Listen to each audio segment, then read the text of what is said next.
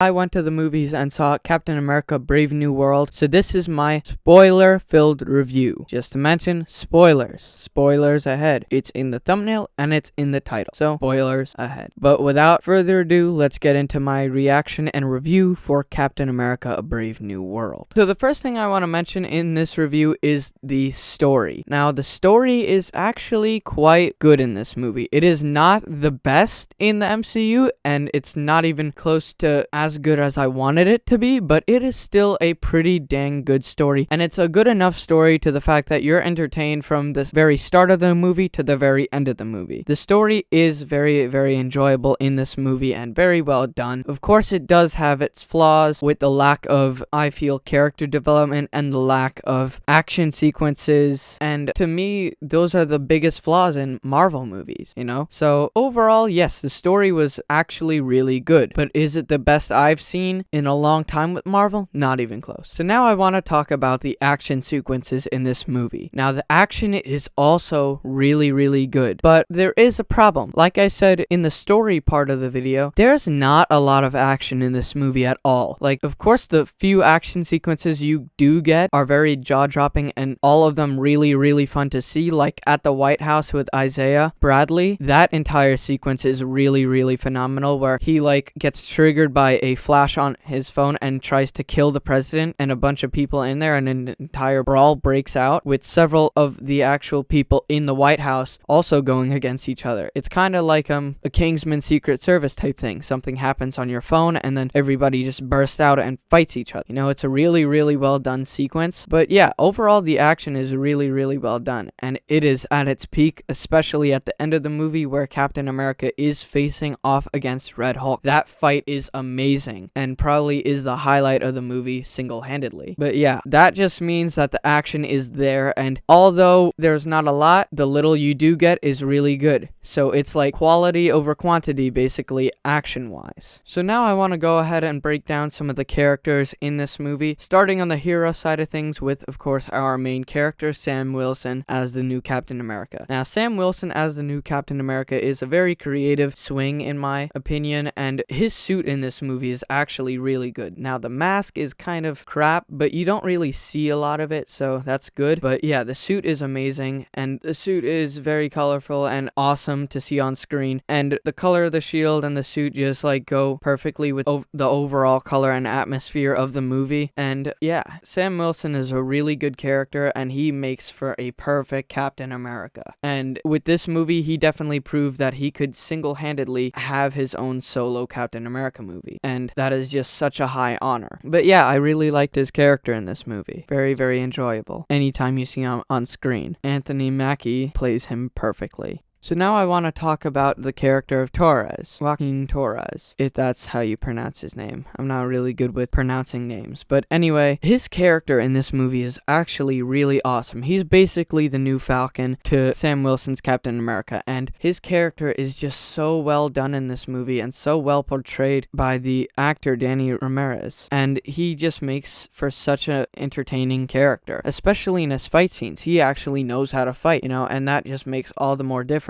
because in his fight scenes he's actually really entertaining, and he's a really, really good side character, and him almost dying in action, really cool stuff there as well. Really, the writers and directors really did a great job with his character, and the actor behind him did a fantastic job portraying him. And yeah, the character of Torres is just such a great character. I cannot get over it. He's just such a great character, and I cannot wait to see what his character has in store for the future. So the last good guy I want to mention in this review is Isaiah Bradley. Now, Isaiah Bradley in this movie is so well portrayed, played by Carl Lumbly. The character of Isaiah is really, really well done in this movie, and honestly, it's so cool when he goes like super crazy and tries to kill the president. It's a crazy scene, but it's also so well done. The writers and directors really did a great job with his character. I'm kind of very, very excited to see what is next for the character of Isaiah, and hopefully he's back soon, because we definitely definitely need a character like him in the MCU right now, because he's a really good character and the actor behind him portrays him so perfectly. And honestly, he was one of the best things about this movie. And seriously, I'm just hoping on my hands and knees that they bring him back in the future for the MCU, because we haven't seen him in quite a long time. So it took them this long to bring him back. So hopefully it does not take them this long ever again to bring him back to the MCU. But yeah, I'm excited to see what they do with the character of Isaiah in the future, and hopefully it's good. So now with all the hero stuff out of the way, I want to now talk about all the villains in this movie, starting with the Red Hulk himself, played by Harrison Ford. Ross being the Red Hulk in this movie was such a creative and honestly awesome choice in this movie, to have him be dying and depending on these pills that actually Tim Blake Nelson's character, Samuel Stearns, who you know from the Incredible Hulk character, made, but we'll get to him in a sec. Back to Ford's character, he played Ross very, very well in this movie, and honestly, he did a perfect Red Hulk, honestly. And he was definitely one of the best villains in this movie, and one of the best in the MCU. It was really, really cool to see the Red Hulk. So now I want to talk about probably my favorite villain of the movie, besides Harrison Ford's character, Seth Volker, played by Giancarlo Esposito, who is one of my favorite actors of all time. Now, Esposito in this movie was really, really good as Seth Volker. He was a really good villain, and honestly, his fight with Captain America was so entertaining, and definitely one of the highlights of this movie. And hopefully they bring him back in the future for some type of Avengers movie or some type of collab or cameo, because honestly, this cannot be the end of Giancarlo Esposito's time in the MCU, because it just started, and probably everybody who saw this movie, who saw the scene that Giancarlo Esposito's character was in, probably loved his role in the movie and want more from him. And I'm one of those people. So hopefully we do get to see him again eventually, and they do it in a fantastic way. Maybe he could be in maybe the next Avengers movie, or whenever, maybe the next time we see Captain America, you know? But yeah, his character was just so entertaining, and I loved his character from the first time I saw him on screen to the last time I saw him on screen. Giancarlo Esposito did a fantastic job. So the last character I want to talk about in this review is obviously Dr. Stern. Now, Dr. Stern has not been seen ever since The Incredible Hulk, and he was terrible in that movie. Let me just say, terrible. But in this movie, I think he got a time to shine and was a really good and disturbing character. And the way he looked, like I was whispering to a family member in the theater with me, I was like, yo, his brain is his hair. Like, it was such a weird design choice, because like it ended with him having like a big head. I expected him to like just have a huge head, but no, they like boiled his head like a freaking egg, and you could see the brain all over his head. But yeah, scary design choice. But yeah, his character was actually really helpful towards the story, and I did enjoy seeing him on screen, and I do hope that we get to see him return eventually. So now with all that stuff out the way, here is my final verdict. For action, I'm gonna give 3 stars. Now, like I said, the action is very tamed in this movie. You're not gonna get a lot of action, but the few action sequences you do get are really, really well done. Now for comedy, I'm gonna give 2 stars. Not a lot of comedy, but of course the few little jokes and lines of comedic effect that you do get are actually kind of funny, you know? You'll find yourself giggling sometimes, but not really a lot. So for horror, I'm gonna give 1 star, because all the horror in this movie definitely comes from the character of Stearns, because like I said, his brain is literally his hair. Like, his brain is ferocious and scary. But other than that, this is a completely safe movie for kids, and it's not scary at all. Now for suspense, I'm gonna give 2.5 stars. Not really a lot of suspense, but like towards the end of the movie, especially with Torres' character almost dying, you do definitely feel that suspense of who might live, who might die, or like what will happen, really, and that definitely leaves you on the edge of your seat. But overall, this movie you should definitely watch in theaters.